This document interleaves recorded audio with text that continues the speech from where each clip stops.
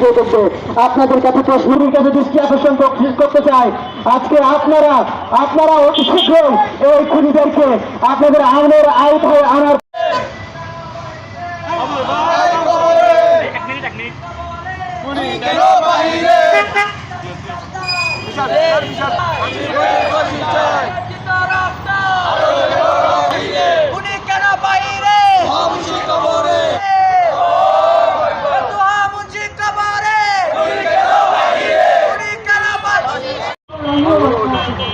আমার দাদাকে যারা দুঃসভাবে হত্যা করছে তাদের ফাঁসি চাই, যারা আমাকে এভাবে মেরেছে তাদের আপনারা সবাই বিচার করবেন। মাননীয় প্রধানমন্ত্রী তারেক রহমানের উদ্দেশ্যে আমি কথাগুলো বলছি যাতে ওনার কাছে এই ভিডিওগুলো যায়। আমি বলতে চাই আমার বাবাকে যারা মেরে ফেলেছে তাদেরকে সবাই তাদের বিচার করবেন। যদি ওদের বিচার না হয় তাহলে ওরা হাজারো মা বাবার সন্তানকে খেয়ে নিবে, সন্তানের মা বাবাকেই খেয়ে নিবে। তাদের আপনারা বিচার করবেন সবাই।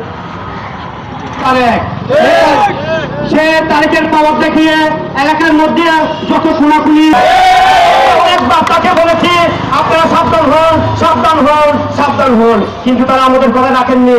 তারা তার পুত্রদের সাহসিকতায় বারবার জায়গা জমিন মানুষের হত্যাকাণ্ড, মানুষের জায়গা সম্পত্তি সব দখল করে নিয়ে বলতে চাই আপনারা একদম কেউ নাই। যে ছেলেটা আছে তার বয়স 11 মাস, মেয়েটা বড় এখনো মানে খেতে পারবে এরকম কোনো বয়স না। তাহলে ফ্যামিলিটাকে এভাবে ধ্বংস করে দেওয়ার নীল নকশা কেন আঁকা হলো?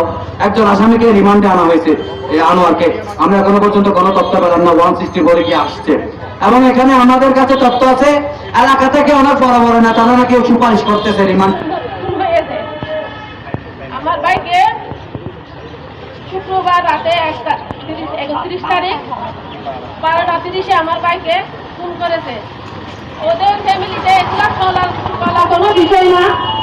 চলাকে উদ্দেশ্য করে আমার ভাইকে মেরে ফেলছে। আমার ভাইকে ওরা সবাই মারছে, জাহাজ, কাপদাম, বাবুল, বিশেষ করে বাবুল আমার ভাইকে মারতে বেশি। আপনারা কি আজকে আমাদের নিয়ে বিজয় দিতে পারবেন না? আপনাদের কাছে প্রশ্ন রাখতে চাই, জনপ্রতিনিধি বাংলাদেশ সরকার মাননীয় প্রধানমন্ত্রী তারেক রহমানকে প্রশ্ন করতে চাই, আমরা যদি সাধারণ মানুষের যদি আপনাদের কাছে আইনি কাজটাও যদি না পাই তাহলে আজকে আপনাদের আইন পরিকল্পনা কোথায়? আপনাদের